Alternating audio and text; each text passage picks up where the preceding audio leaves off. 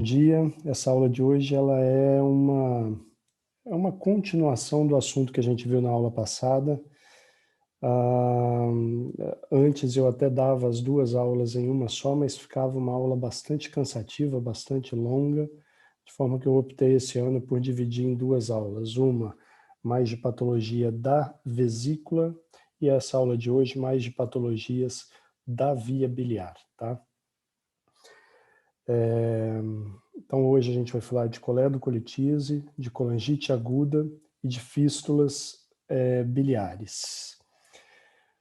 Relembrando rapidamente, então, hoje a gente vai estar falando da via biliar principal, basicamente, né? No final a gente vai comentar de fístulas biliares, e aí a gente vai falar um pouquinho da vesícula novamente. Mas, retomando aqui o que a gente já passou na aula passada, a via biliar principal, ela se forma, vamos dizer assim, na parte extrahepática, pela junção dos ductos hepáticos direito e esquerdo, que vão formar o ducto hepático comum, que ao receber o ducto cístico, passa a ser chamado, então, de colédoco, de ducto colédoco. E aí ele vai desembocar na papila duodenal maior, na maioria dos pacientes, em conjunto com a via pancreática, na chamada ampola de Vater, através da papila duodenal maior. O principal assunto que a gente vai comentar hoje é a coledocolitíase, tá? Que apesar do nome, não se refere exclusivamente a cálculos no colédoco, e sim a cálculos em toda a via biliar principal. Então, na verdade, o nome mais correto, o termo mais correto, seria nós chamarmos de litíase da via biliar principal. Para não ficar falando esse nome maior o tempo inteiro, a gente acaba resumindo, vamos dizer assim, para coledocolitíase. Mas aqui a gente vai se referir também, por exemplo, não apenas ao ducto colédoco, mas ao ducto hepático comum e alguma coisinha de litíase biliar intrahepática, tá bom? Então o conceito vem ser a presença de cálculos biliares na via biliar principal, conforme está mostrado aqui na imagem.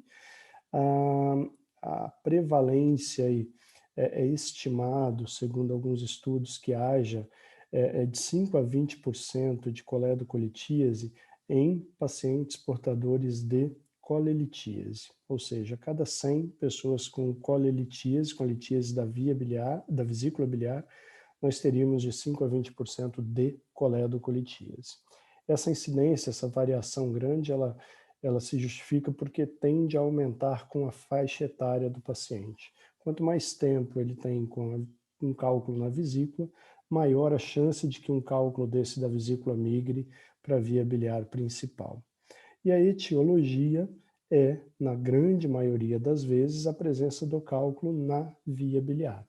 É bastante raro, menos de 5% dos casos de coledocolitíase é o que a gente chama de coledocolitíase primária, ou seja, aquela em que o cálculo se desenvolveu na via biliar principal sem que tenha um histórico, um diagnóstico prévio ou um diagnóstico simultâneo, vamos dizer assim, de colelitíase.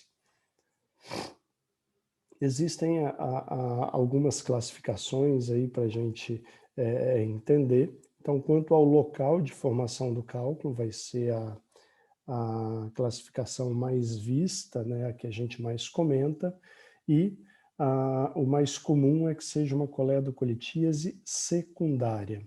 O que isso quer dizer? Quer dizer que o cálculo não se formou na via biliar principal, ele não é primário da via biliar principal, e sim que é um cálculo que migrou da vesícula biliar. Conforme dissemos, corresponde à maioria, a em torno de 95%, alguns estudos mais, alguns estudos menos, tá? Mas é esse o número aproximado. Existe a litíase biliar primária, então é o cálculo formado já na via biliar principal, né, em pacientes que não tenham a associação com colelitíase. Responde aí por cerca de 5% dos casos e pode estar associada à presença de corpo estranho na via biliar, algumas alterações de motilidade da via biliar ou mesmo alterações fisiológicas funcionais da bile do paciente. Então, em especial na litíase biliar primária recorrente, aquele paciente que teve, você tratou, ele volta a ter alguma patologia que desencadeie isso daí, deve ser investigada e eventualmente prevenida. E existe a litíase que a gente chama de residual. É aquela litíase da via biliar principal, ou seja, coledocolitíase, que é diagnosticada em até 24 meses após a realização de uma colestectomia por colelitíase.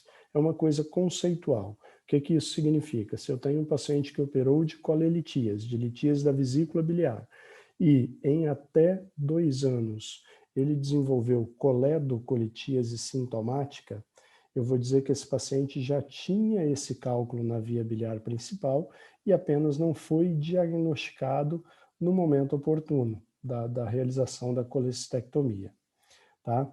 Por outro lado, se eu tenho um paciente, esse paciente tem o diagnóstico de coledocolitíase mais do que 2 anos após a realização de uma colestectomia, conceitualmente eu vou dizer que esse paciente tem uma coledocolitíase primária, tá? Mas é uma certeza absoluta de que ele não tinha esse cálculo na época da colestectomia? Não, mas a literatura precisa estabelecer um marco temporal para você dizer se é uma coledocolitíase primária ou se é uma coledocolitíase residual nessa situação. E esse marco é 2 anos. Então, tem mais do que 2 anos, é uma coledocolitíase primária. Tem menos do que 2 anos, a partir do momento que ele realizou a colestectomia por colelitíase, a gente chama de coledocolitíase residual. Uma outra classificação que a gente usa é a classificação quanto à localização. Então, a gente vai ter, e aqui fica um pouquinho confuso o nome, né, conforme eu disse para vocês. Então, a gente vai ter a litíase biliar intrahepática, é aquela que acontece exclusivamente nos canalículos da via biliar intrahepática, acima da confluência dos ductos hepáticos direito e esquerdo, e a litíase biliar extrahepática, aquela que se localiza abaixo da confluência. Podemos ter uma litíase biliar mista? Também. Pode ter uma litíase biliar da via principal que pegue a via biliar extrahepática e que tenha cálculos na via biliar intrahepática também. Então, só quanto à localização. O diagnóstico, né, como é feito? É por meio do quadro clínico do paciente, da presença de exames laboratoriais, exames de imagem e, eventualmente, de procedimentos diagnósticos, como a CPRE. O quadro clínico da coledocolitíase normalmente é um quadro de dor em cólica importante em hipocôndrio direito do paciente, que em um primeiro momento não é fácil de diferenciar, ou até mesmo impossível de se diferenciar de uma cólica biliar, uma cólica da vesícula biliar, ou uma colestite aguda, tá? Costuma ser de forte intensidade, náuseas e vômitos são bastante comuns nessa situação, o paciente tende a evoluir com um mal-estar geral, e o principal sintoma que deve chamar a atenção, o sinal, né, que deve chamar a atenção do médico examinador é a presença de icterícia do paciente, que é essa impregnação amarelada de mucosas e da esclera do olho, tá? Alguns pacientes têm uma esclera naturalmente com um tom amarelado. Então, muito cuidado para não avaliar apenas a esclera do paciente. Se você acha que ele está ictérico, além da esclera, da região do olho aqui, avalie a região do frênulo sublingual, a palma das mãos, planta dos pés, são locais que você consegue também avaliar se ele tem sinal de icterícia ou não. Tá? Alguns pacientes já abrem o quadro de coledocolitíase com uma infecção associada, que a gente vai chamar de colangite aguda, que discutiremos daqui um pouquinho. Alguns sinais que podem ser relatados, sintomas que podem ser relatados pelo paciente também, são a colúria. O que vem a ser a colúria? A presença de sais biliares ali excretados na urina. Deixa a urina com uma cor muito escura, tá? Mas não é essa urina concentrada da pessoa que tomou pouca água. É uma urina realmente muito escura. Lembra uma Coca-Cola quase assim, tá? Então é aquela urina bastante escurecida que a gente vai chamar de colúria. Na verdade, o paciente costuma relatar se você questionar adequadamente. E acolia fecal, é o contrário, né? O que dá a coloração escurecida das fezes, em grande parte, é a presença de pigmentos biliares, tá? E a obstrução da via biliar impede a passagem desses pigmentos biliares e essa tonalidade escurecida das fezes, ela desaparece, ficam aquelas fezes mais pálidas, mais claras. Então, o paciente vai relatar isso também, que é a acolia fecal. E alguns pacientes são assintomáticos. E aqui a gente tem que entender em que casos assintomáticos que a gente eventualmente vai pensar em coledocolitíase. Quanto aos exames laboratoriais, os exames mais frequentemente alterados na presença de coledocolitíase são as chamadas enzimas canaliculares, que são a fosfatase alcalina e a gama-glutamiltransferase, que a gente no dia a dia chama de gama-GT, na linguagem médica diária. São dois exames de sangue, né, que frequentemente se alteram na presença de qualquer fator obstrutivo da via biliar. Existem as chamadas enzimas hepatocelulares, que podem se aumentar também, que é a TGO e a TGP. Essas enzimas elas se alteram quando há lesão hepatocelular, como o nome está dizendo. Na coledocolitíase, na fase aguda da obstrução, tende a haver um aumento dessas enzimas, tá? Mas depois de algumas horas, 24, 48 horas, tende a acontecer uma normalização desses exames, tá? Das enzimas hepatocelulares, ao contrário das enzimas canaliculares, que tendem a permanecer aumentadas e irem aumentando com o passar do tempo, conforme vai piorando a obstrução. E as bilirrubinas também tendem a estar aumentadas, em especial a bilirrubina conjugada, dita direta, né? Então, há uma tendência de aumento. Claro que na coledocolitíase assintomática, nem as enzimas hepatocelulares, nem a bilirrubina, perdão, tende a estar aumentada, senão o paciente já passa a ter sintoma, ele está ictérico, ele está com colúria. Na assintomática, os únicos exames que tendem a estar aumentados é a gama-GT, tá bom? E a fosfatase alcalina, que são as enzimas canaliculares. E aí, como que a gente vai saber, né, se um paciente que tem colelitíase apresenta um risco aumentado para coledocolitíase, né, no paciente assintomático, vamos dizer assim. Existem diversos artigos, diversos textos tentando estratificar o risco da presença de coledocolitíase, como sendo um risco alto, um risco baixo e um risco intermediário. Para isso, a gente tem alguns fatores aqui de risco que a gente vai colocar como um grau de associação com a coledocolitíase. Então vamos lá, ó. Evidência de coledocolitíase a ultrassom. Parece algo muito óbvio, né? Ele põe aqui que é muito forte essa evidência. Então, se tem diagnóstico a ultrassom, é 100% de certeza. O ultrassom tem uma margem de erro considerável para avaliação da via biliar. Ele é um método muito examinador dependente. Então, tem vezes que frequentemente ele não lauda coledocolitíase e frequentemente há um laudo de coledocolitíase que quando você faz um exame de ressonância, alguma coisa assim, você não confirma esse diagnóstico, tá? Então, por isso que não coloque-se aqui como 100%, e sim como muito forte. Pacientes com critérios para colangite, que a gente chama aqui de colangite ascendente, colangite aguda, também, se é um paciente que tem colelitíase e tem sinais de gravidade compatíveis com colangite aguda, tem uma probabilidade bastante elevada de ter coledocolitíase. Paciente que tem ao exame de ultrassom, de tomografia ou de ressonância, um colédoco com diâmetro acima de 6 milímetros na presença da vesícula biliar. Isso é um grau de associação forte, é menos forte do que os anteriores, mas tem uma boa força de associação. Bilirrubina sérica total acima de 1,8 miligramas por decilitro, também é bastante associado, especialmente se esse aumento de bilirrubina for às custas de bilirrubina direta, de bilirrubina conjugada, tá? Aí vem os fatores que têm uma força de associação moderada, já menos forte do que os anteriores. Então, a elevação das enzimas canaliculares, uma idade superior aos 55 anos e a história prévia recente de pancreatite aguda biliar. Vocês não vão lembrar porque é a próxima aula, é o hábito aqui, mas na pancreatite aguda, a gente vai ver que a principal causa é coledocolitíase.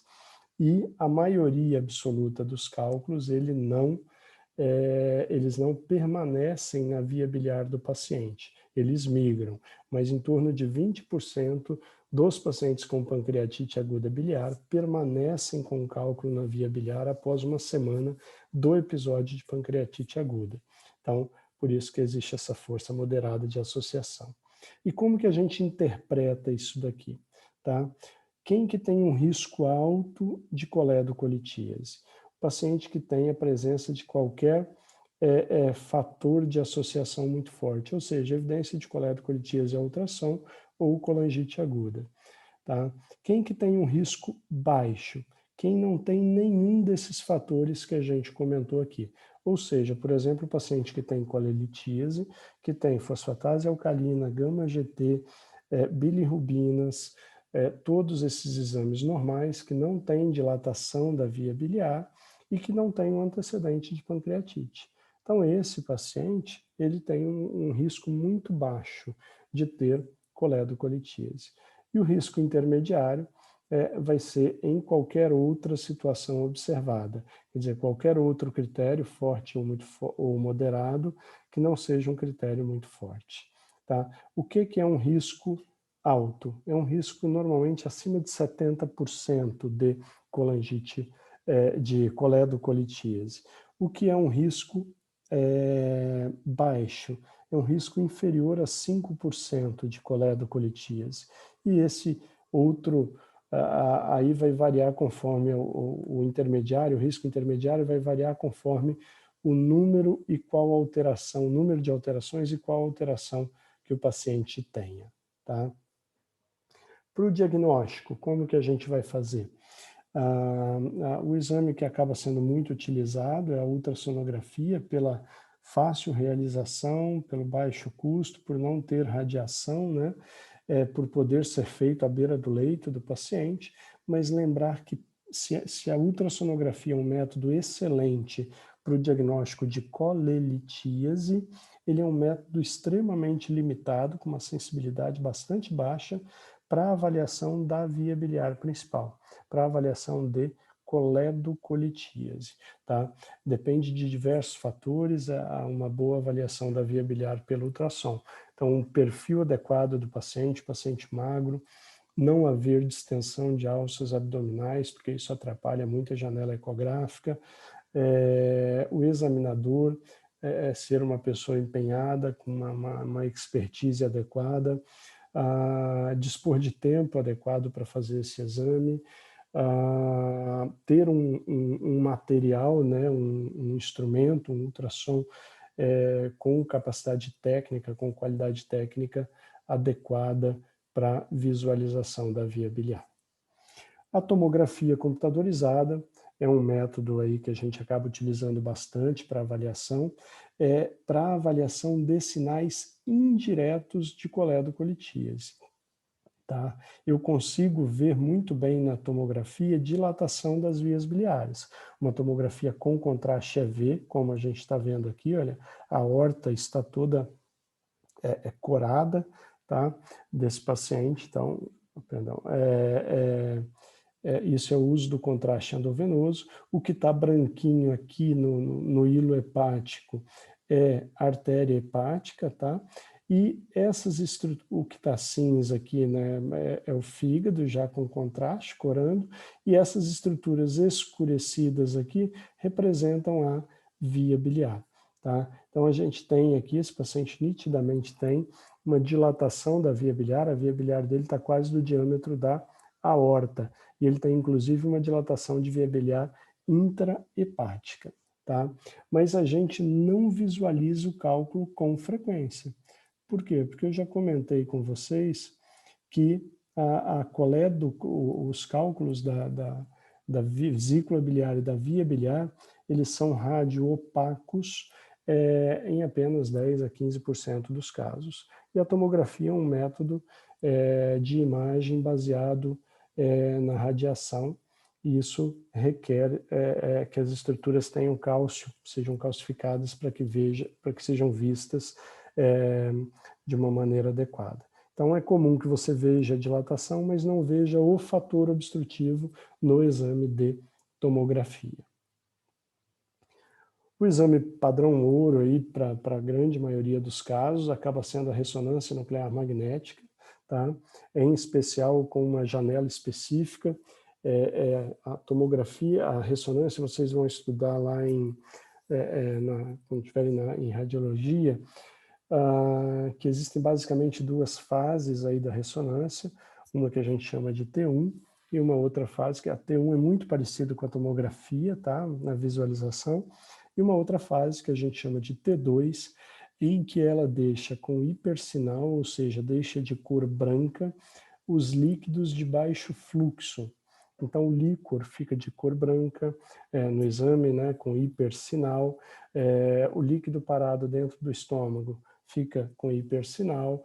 A via biliar fica com hipersinal, o que for líquido dentro dela. Que mais? A ascite, se o paciente tiver ascite, derrame pleural, tudo isso vai aparecer com hipersinal. Os líquidos dentro dos vasos sanguíneos, que estão em um fluxo maior, não aparecem com hipersinal, tá?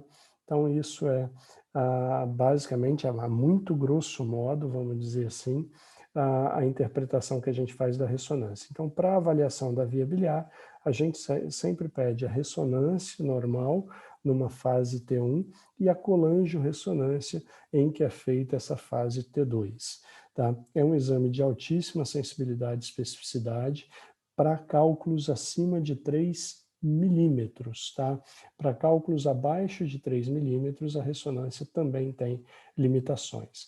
É um exame que não utiliza radiação, então é excelente, por exemplo, para investigação em uma gestante que apresente algum sinal de complicação de coletocolitiase, alguma coisa assim.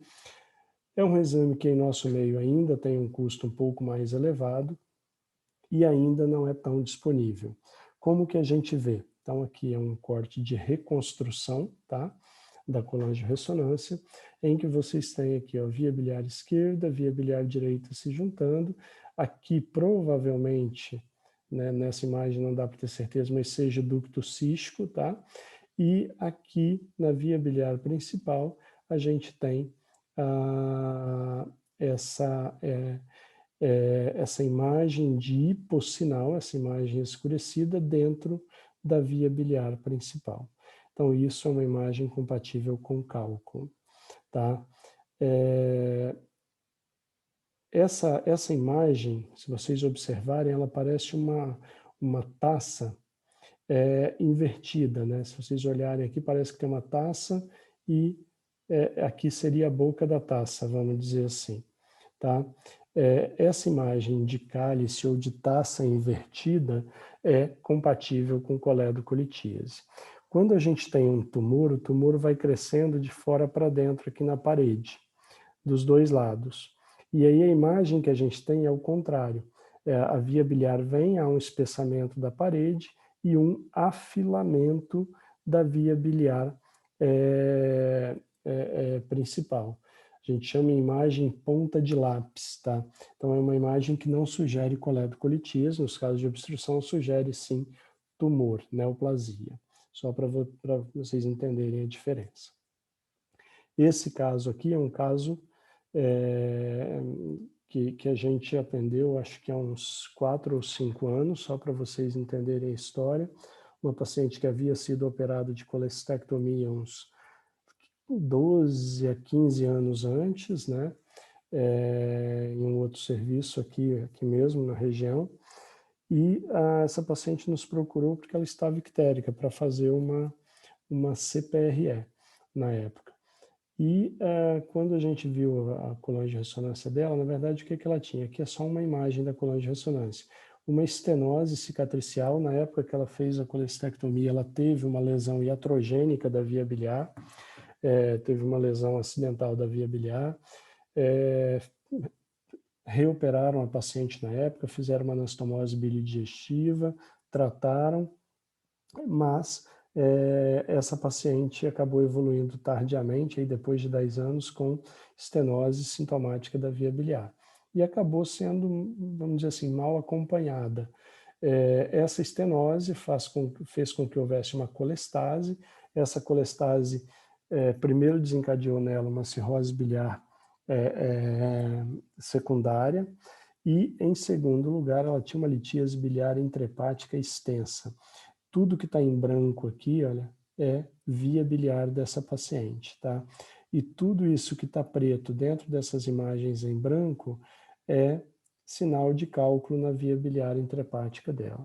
Então, ela é uma paciente que tinha seguramente aí milhares de cálculos em ambos os lobos hepáticos, mas o mais grave, volto a dizer, nem era isso. O grande problema era que ela já tinha uma cirrose biliar secundária. É uma paciente que foi encaminhada para transplante hepático na época. Então, assim, uma cirurgia a princípio muito simples, que é uma colestectomia, que é o que a gente sempre comenta com o residente, que tem que ter um cuidado danado para não lesar a via biliar, porque você pode condenar o paciente a alguns anos depois ter que realizar um transplante hepático. E ainda existe um exame mais restrito, vamos dizer assim, em termos de disponibilidade, do que a ressonância, que é o exame padrão ouro para a realização de diagnóstico de microlitíase da via biliar principal, que é a ecoendoscopia ou ultrassonografia endoscópica.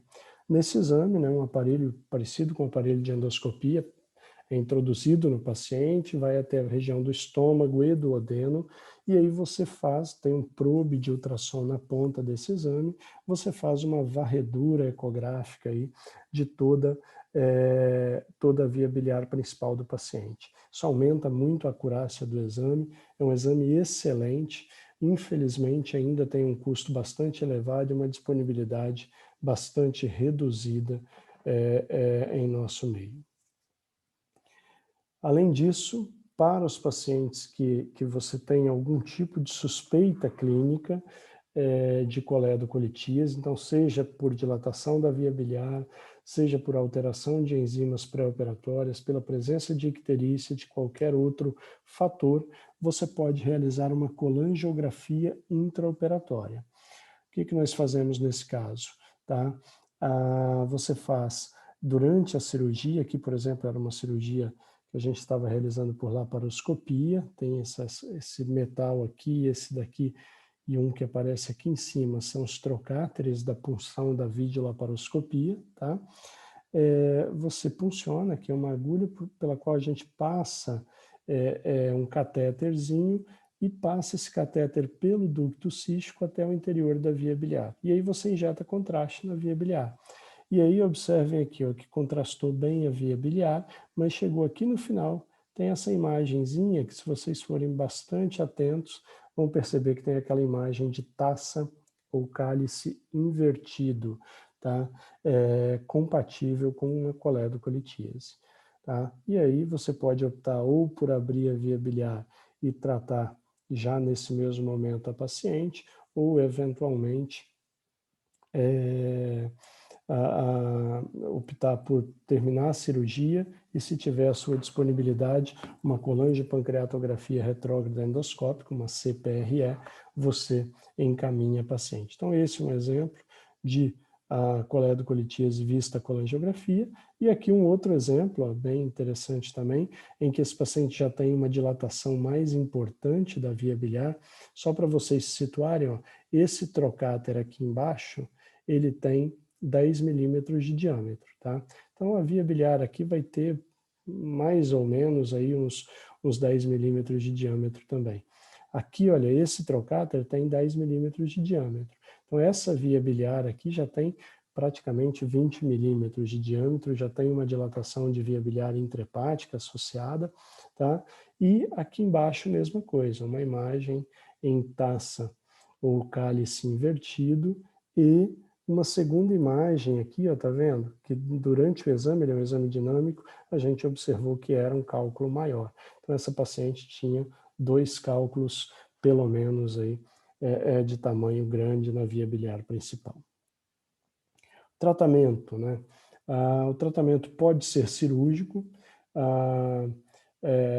Cirúrgico aí tem algumas técnicas para se fazer.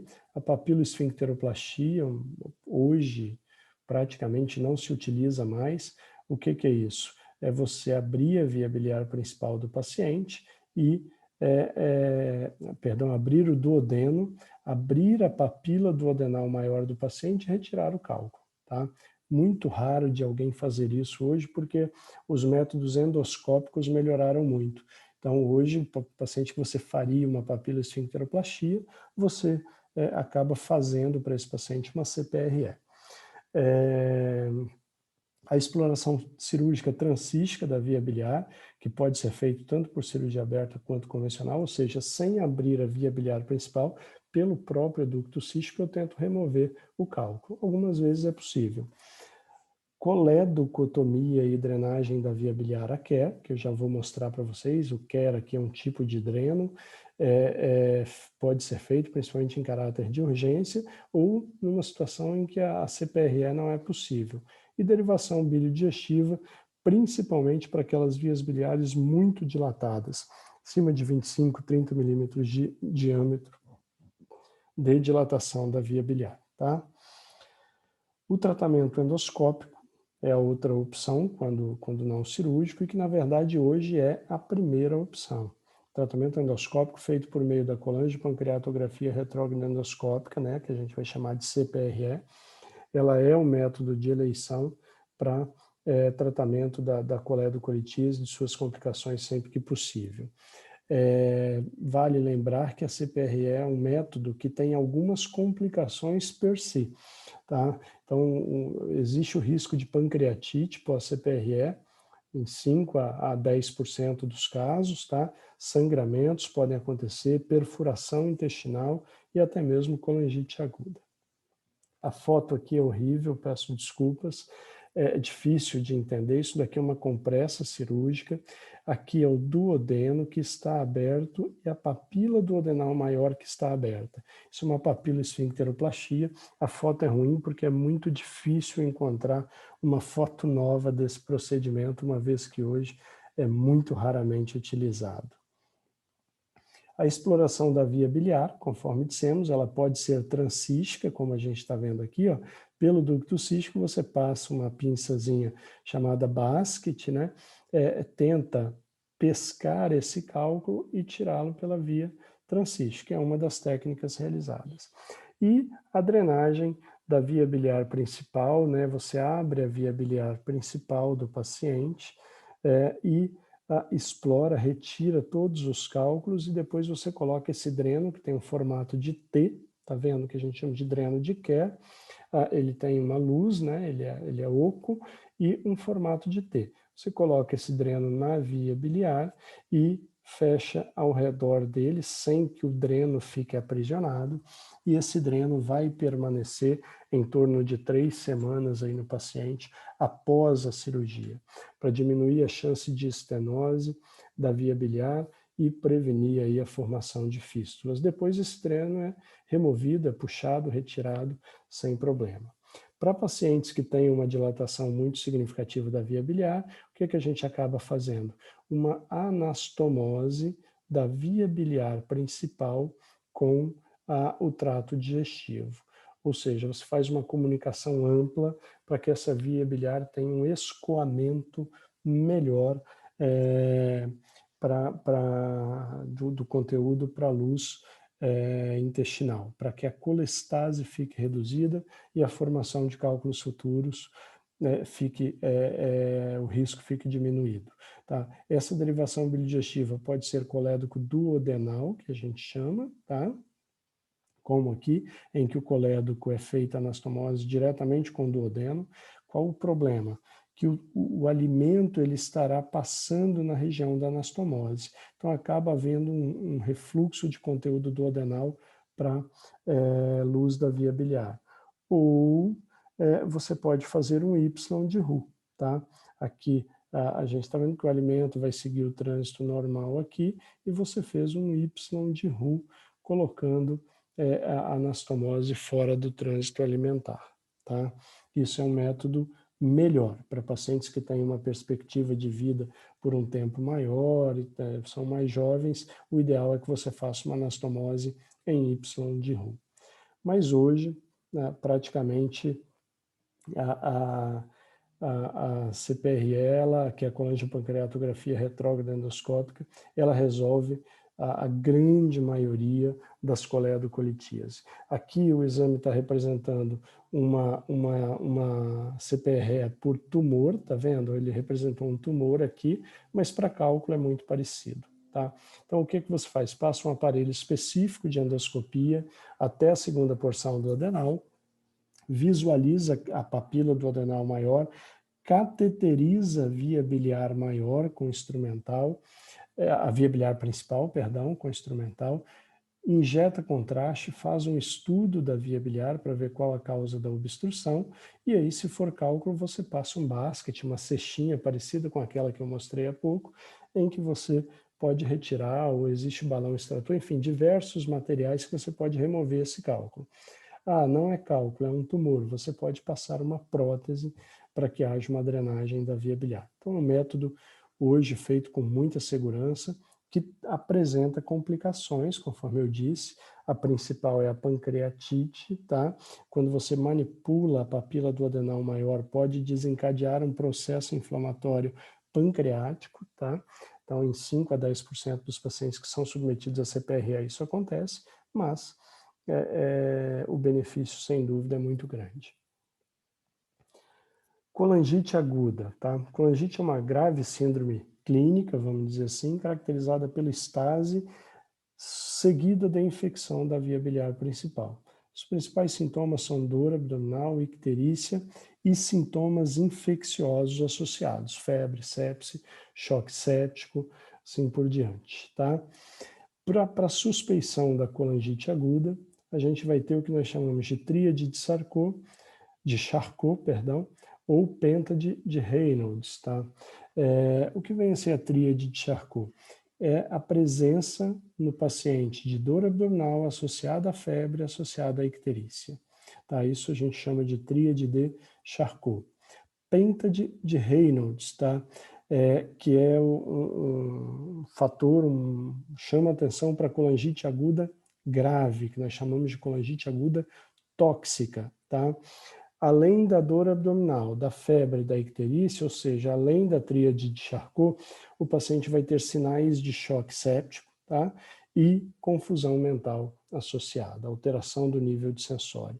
Isso daqui é extremamente grave, tá? Se não tratado de maneira adequada, em algumas horas você pode perder o paciente. E aí o que acontece, né? A bile, a estase biliar aqui na via biliar principal e vesícula pode ser colonizada por germes, né, por bactérias que vão gerar um material, um processo infeccioso e muitas vezes um conteúdo até mesmo purulento da via biliar. Como era esse caso, olha, que a gente fez uma CPRE já há algum tempo, e ao passar o catéter aqui, isso é uma visão endoscópica, está lá do duodeno, que é a papila duodenal maior, quando a gente passou o catéter, já desceu uma grande quantidade de conteúdo purulento, francamente purulento, e a presença de alguns microcálculos que eram a causa da obstrução. Então, a colestase gera um aumento de pressão nas vias biliares, que, se associada a uma infecção, uma colonização bacteriana, gera a infecção que gera a síndrome clínica. Em termos etiológicos, né, a gente pode ter causas benignas, como coledocolitias, estenoses biliares benignas, estenoses biliares malignas e até mesmo processo cirúrgico e instrumentação da via biliar. Aqui uma tabelinha do próprio Seibston, tá, do livro que vocês têm acesso, mostrando aí os principais fatores predisponentes para a colangite aguda. Então, a coledocolitíase, hepatolitíase, né, a síndrome de Mirise, causas não litiásicas benignas, então aqui diversos fatores, como estenose da via biliar, cistos colédocos, divertículos periampulares, tudo isso pode causar. E causas malignas, hoje com o envelhecimento importante da população que a gente vai vendo, tornam-se aí causas comuns também. A gente vê bastante de colangiocarcinoma, de tumor de cabeça de pâncreas obstruindo a via biliar e gerando colangite aguda. Tratamento, suporte clínico imediato, necessário. Se o paciente tiver sinais de gravidade, você tem que tratar o choque do paciente clinicamente, então com reposição volêmica, drogas vasoativas, se forem necessárias, antibiótico terapia imediata e de amplo espectro, tá? Você tem que cobrir gram positivo, gram negativo, anaeróbio, então, e isso feito de maneira adequada, com doses adequadas de antibiótico, e a descompressão precoce da via biliar. Quer dizer, feito esse tratamento rápido inicial, você vai encaminhar esse paciente para uma descompressão. Como que vai descomprimir a via biliar? Depende do que você tem à disposição. Eu não estou em um local que só tem o cirurgião, não tem como fazer CPRE. Você não vai ficar 2, 3 dias esperando uma CPRE em um paciente com uma colangite aguda grave. Você vai precisar que o cirurgião vá até lá, abra a via biliar e coloque um dreno de Kerr. Ele não precisa resolver a causa da obstrução, ele precisa drenar a via biliar. Tá?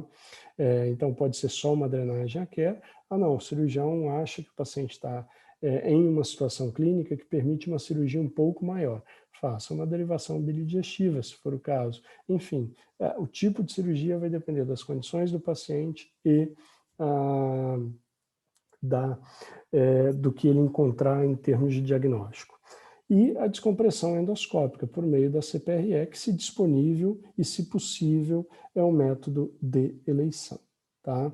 Então, o fator desencadeante principal da colangite aguda, lembrem-se disso, é a colestase, é a estase biliar na via biliar principal. Então, se a bile fica parada, se há uma obstrução da via biliar, isso favorece a colonização e a posterior o desenvolvimento de sinais de infecção nesse paciente.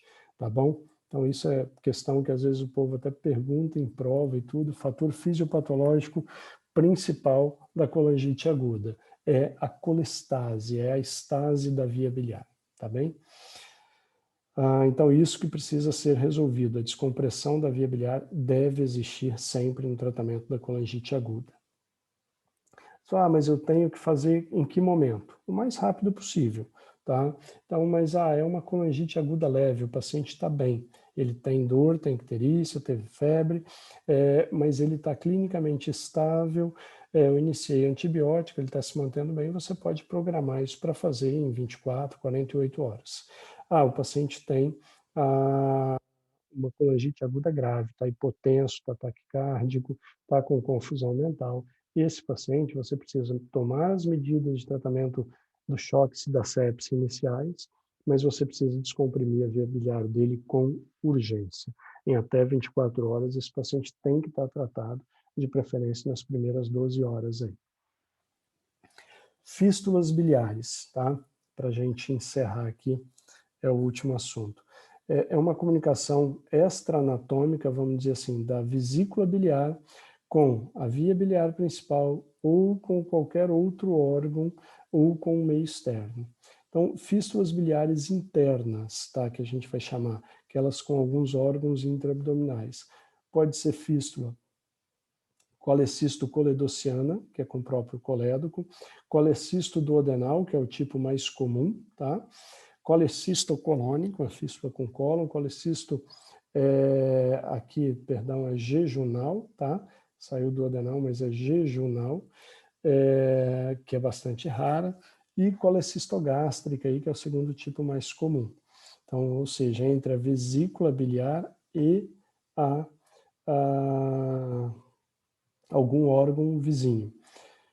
Fístulas biliares externas pode ser da vesícula com a pele ou pode ser fístula por pós-cirúrgica, traumática, alguma coisa assim, tá? Vamos nos ater um pouquinho aqui à fístula colecisto-coledociana, tá? Por quê? Porque esse tipo de fístula pode gerar um quadro sindrômico que a gente chama de síndrome de Mirise, tá? O que vem a ser a síndrome de Mirise? É a síndrome colestática secundária à compressão da via biliar por um cálculo grande impactado na região infundibular da vesícula. Então, um cálculo grande que fica impactado ali, ele vai comprimindo a via biliar e gera uma colestase, tá?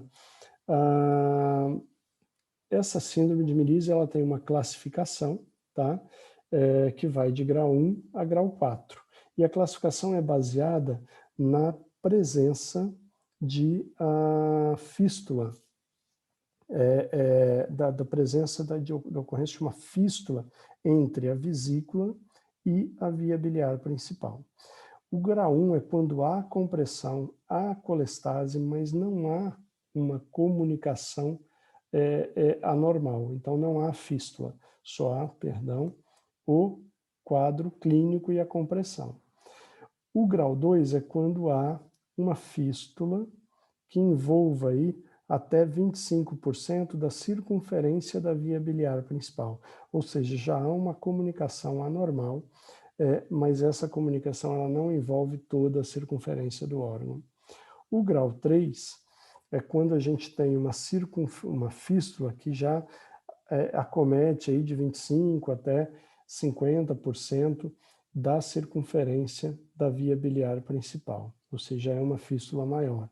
E o grau 4 é quando há uma fístula quase que completa, ela pega mais do que 50% da via biliar principal.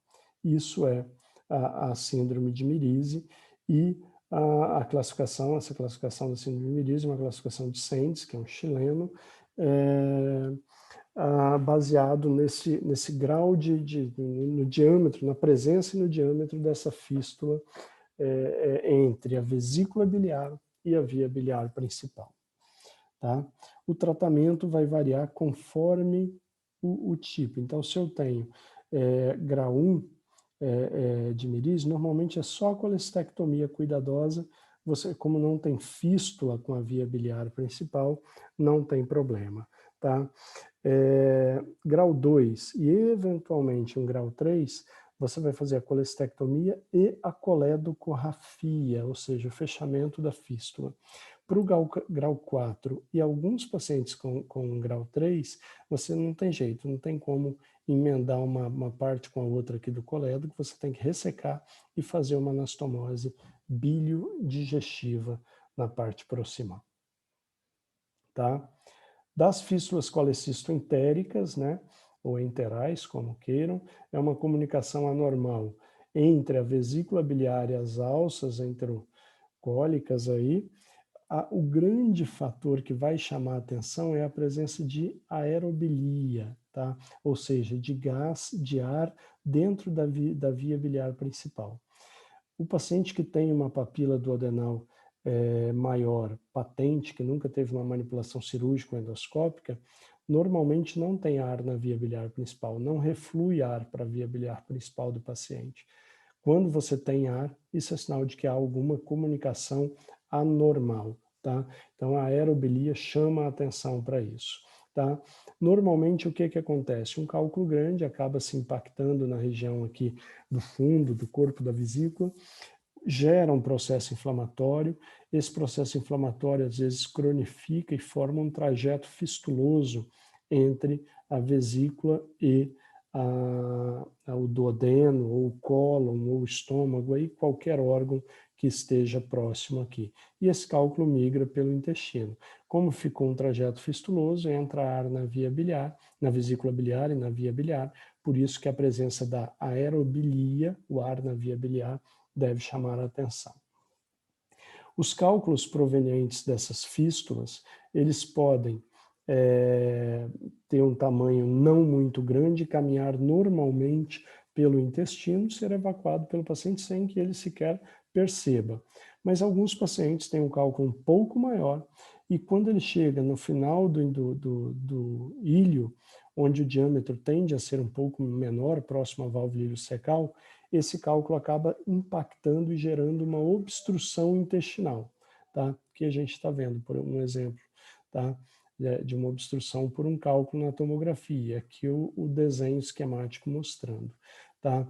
Então você acaba tendo ali essa obstrução do ilho por um cálculo grande que migrou através de uma fístula colecistoentérica. Esse quadro obstrutivo do ilho, nessas circunstâncias, a gente chama de ilho biliar. E aqui uma foto de uma cirurgia que a gente abriu, tá vendo a alça intestinal no local da obstrução, e você percebe a presença do cálculo, tá bem? Tirou o cálculo, fechou ali, está tratado. E aí depois você decide se você vai operar a vesícula, que é recomendável desse paciente no mesmo momento, ou se você espera melhorar da obstrução e tudo, e depois programa uma nova cirurgia para esse paciente. A conduta vai depender da situação clínica, da disposição do cirurgião. Às vezes esse cálculo ele é muito grande, ele forma fístula, tá vendo? Aqui da vesícula com o duodeno, tem aerobilia, isso daqui é ar dentro do fígado, tá? Aqui é o cálculo, e esse cálculo já não passa, não caminha pelo próprio duodeno. Ele é muito grande e acaba obstruindo o próprio duodeno, tá? Nessa situação, a gente vai ter o que chamamos de síndrome de Bouveret, que é uma obstrução em nível de duodeno por um cálculo grande migrado através de uma fístula colecisto-duodenal ou colecistogástrica, tá?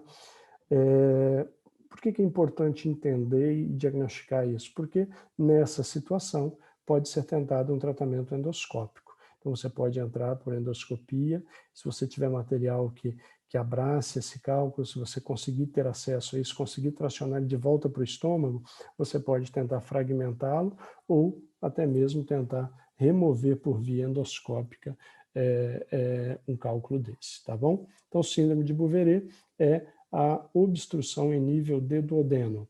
A ilho biliar é a obstrução em nível de intestino delgado distal. E as chamadas fístulas biliares externas, tá? Que é quando o paciente tem extravasamento de bile para a pele mesmo, tá? Seja após complicações da cirurgia na vesícula ou nas vias biliares, que é a causa mais comum, bastante rara pós-trauma abdominal, mas a gente quem já trabalhou em hospitais que atendem trauma, acabam vendo com maior frequência. Os traumas hepáticos graves tendem a evoluir com fístula biliar, às vezes trauma da via biliar mesmo, né, seja perfurante, seja trauma abdominal fechado, mas podem evoluir com fístulas no pós-operatório. A conduta acaba sendo expectante, com fechamento espontâneo na maioria das vezes, seja fístula cirúrgica, pós-cirúrgica, seja pós-traumática. E para aqueles pacientes em que não fecha espontaneamente, um método que a gente pode fazer que ajuda bastante é uma CPRE com uma papilotomia, com uma abertura, com uma secção da papila duodenal maior. Isso reduz a pressão na via biliar principal e favorece o fechamento da fístula, torna preferencial o débito, o trânsito do conteúdo biliar através da papila e não através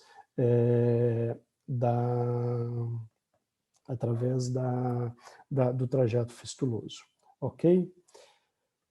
Basicamente isso, pessoal. Conforme eu disse, uma aula mais rápida, um conteúdo mais